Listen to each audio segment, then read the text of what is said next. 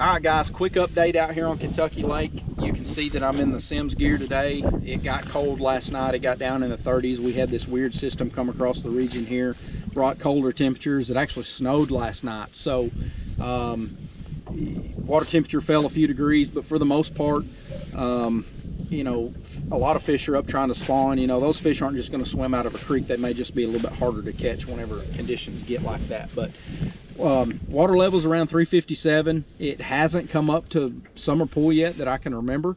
So the good news is a lot of those fish that early spawn, you know, fish that have already moved up into the creeks and tried to spawn, they should have had a good spawn. And for the most part, I think that the majority of the fish have not yet.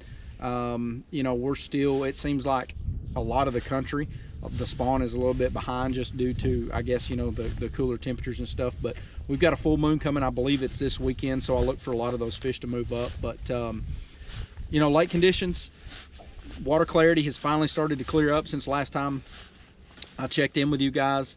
You know, the west side of the lake, I'm over here on the west side right now, and it's starting to get that normal Kentucky Lake stain to it. The clear water on the east side is starting to clean up a lot better. We had a lot of heavy rain, just like a lot of regions in the country, and for the majority of the spring here on this lake, the water clarity was really muddy and quite murky, even on the LBL side. You know, when water temperatures or water clarity is typically really clear over there, it's been really muddy and murky. So clarity's finally starting to get back to normal. 357. We're looking at 64 to 65 degree water. Overnight last night when the front come through, it did fall a couple of degrees, but not enough to affect the fish to where they, you know, swam out of the creeks or anything. When they get, you know, when they get ready to spawn, they get ready to get up there and spawn, and they're going to do it. So the biggest thing is, I think it messes with our minds more than it does anything, but just remember, when fish get ready to spawn, they're going to get up there and do their thing and get out of there pretty quick. You know, they don't wait for the water level to come up. The only people that wait for the water level to come up is us, because we know how much fun it is up there flipping. So I'm looking forward to the next few weeks, see if that water level does get up there to that 359, 360 mark, to where we can get a little bit of flipping in. It's really weird on this lake. It's some of the most fun you can have out here, but there's a lot of years where the water doesn't even get up there where you have a good flipping bite. And if it does, it lasts a few days and the water falls back down. So I'm hoping a lot of those early spawners got up there. There has been a wave of fish that have that have gone up there and spawned, but I think the majority of them have not spawned yet on this lake here.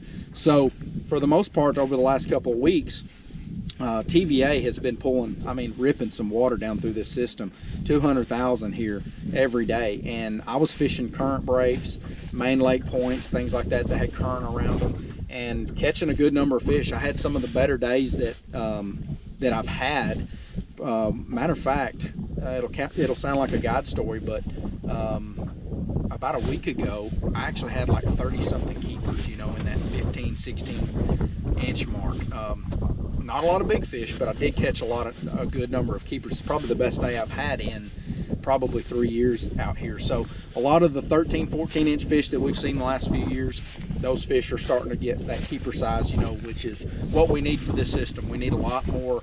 We need the good spawns, and those 13, 14 inchers will be that keeper size. And it's just that cycle that the lake's going to go through. So that's good news.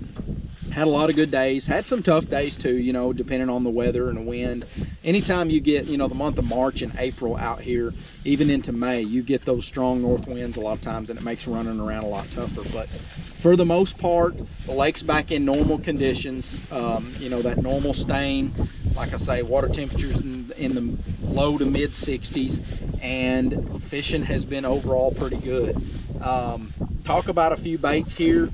I'm still catching a good number of fish pre-spawn. I have been targeting, like I say, main lake points, anywhere where there's a current break. If you get on the east side of the lake where there's, you know, gravel washes or main lake points with chunk rock and that pea gravel mix, a lot of those places will have, you know, it'll create an eddy there, and a lot of those fish will get in those little holes and stuff around that and just kind of hang out, especially when they're pulling that water, and they'll get up there and really feed, and then they spawn around a lot of those areas too. So they're up there feeding and getting ready to spawn. For the most part, I haven't messed with the creeks much. You know, I'm sure there's a good number of fish that have moved into the pockets, but with the water levels being the way they are, not up there at that summer pool mark, it's hard to get in a lot of those areas, so I've not even messed with that. But the 6 cent snatch, a lipless crankbait, has been a really good one for me over the last couple of weeks out here, still covering a lot of water. You get those cloudy, overcast, windy days, you can still catch some fish on a lipless. You know, a lot of people think it's too late in the year, but keep in mind, it's been fairly cool spring, so a lot of those fish haven't spawned, so they're still in that pre-spawn mode where you can catch them on a spinnerbait or a lipless or something like that. So I'm a power fisherman, I like to move around a lot, so that's been probably one of the #1 baits for me is that 6 cent snatch there. I throw the Quake and the Quake Thud a lot too this time of year. Any kind of the red crawl colors, yellow colors, things like that. There's a good number of smallmouth that are starting to school up out there. If you fished out here at all, you know that our lake, I don't know if the smallmouth are trying to make a comeback or what's going on, but there's a good number of smallmouth to be caught. I don't catch a ton of big smallmouth, but there's a lot of 13 to 15 inch smallmouth, 16 inch smallmouth in the lake right now. And they're up. This time of year, you can target those fish. Smallmouth on Kentucky Lake, I have never been able to go target those fish, you know, throughout the year. I get emails all the time, hey, I want to go catch some smallmouth. Well, it all depends on the time of year. You catch them in the spring, you catch them in the fall, and it almost seems like in the middle of the summertime they disappear. You'll catch them by accident, but this time of year, in the month of March and April, you can target smallmouth in fish specific places, you know, pea gravel washes or flats out in the middle where there's wood. Those fish like to get up on those shallow areas, and a lot of the smallmouth on Kentucky Lake will actually spawn out in the middle of the lake, across the bars that go across the mouths of the creeks, you know, in that they spawn a little deeper than a largemouth. Obviously they don't get up there in that real shallow water. So there's been a good number of those that's up spawning. Some of them are pre-spawn, and I'm catching a lot of those fish on a little swim bait. This is a Divine swim bait, and this is a Divine underspin from 6 cents here. This is a 3/8 ounce, and fishing that, you can fish that on a regular jig head too, but I like the little blade on the bottom of that bait right there, and you can fish that bait around those bars at the mouths of the creeks that go across the mouths. If you look on your maps, you're fishing out here, you get on that east side of the lake, any of those bars that stick out off of the north side, they go way out there and they're real shallow. And those smallmouth will get up there and they'll spawn around those areas. That's a good bait to fish around those places. A lot of the flats out there that's got a lot of wood on it, you know, on the main lake, if you know where those places are, or those places where the shell beds are real shallow, them fish will spawn up there and they get around those areas. Another bait, obviously I probably talk about this bait in every one of my fishing reports, but is the Ned rig. I mean, it's a stupid little bait, but fish bite it. And when you've got the quality, or the quantity of fish that we've got, I shouldn't say quality, we've got the number of fish that we've got in the lake right now, in that 14, 15, 16 inch size, a Ned rig, a lot of people think that it just catches little ones, but I promise you, some of the best days I've had out here is on a Ned rig. And this is just owner makes this little head right here. This is a 3/16. I usually throw an 1/8 ounce or a 3/16 depending on the current or the wind, and this is the Ned Fry from 6 cents. I cut that in half. You can take that bait, it's about that long, and you can you can cut it in half and put it on that bait, on that head there. But what those fish are doing, they're up there, they're getting ready to spawn. Some of them are spawning around the gravel.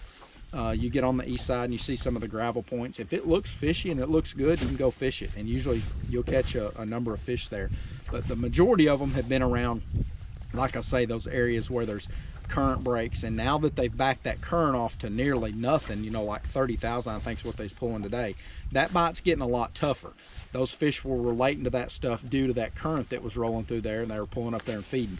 Don't get me wrong, you can still pull up there and catch some, but it's not as good as it was last week when they were pulling, you know, 150,000, 200,000 down through the lake. So overall, fishing's been pretty good. Like I say, we had the little front come through here last night.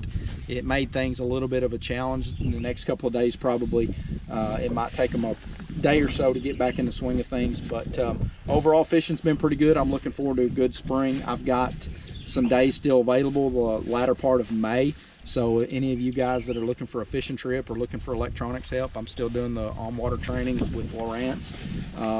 Look us up there at High Tech Outdoors. I talked a little bit in my report before. We're selling boats up there. We're selling Camus, Avid, Harris pontoons. We've got Crestliner. Come by the shop, see us. I'm out on the water most days, but I'm in the shop there on the afternoons and usually on the weekends. So come by and see us, check out some boats, check out some electronics. If I can help you guys, you get ready for a fishing trip, shoot me an email at info@brandonhunterfishing.com, and I'll see you guys on the water.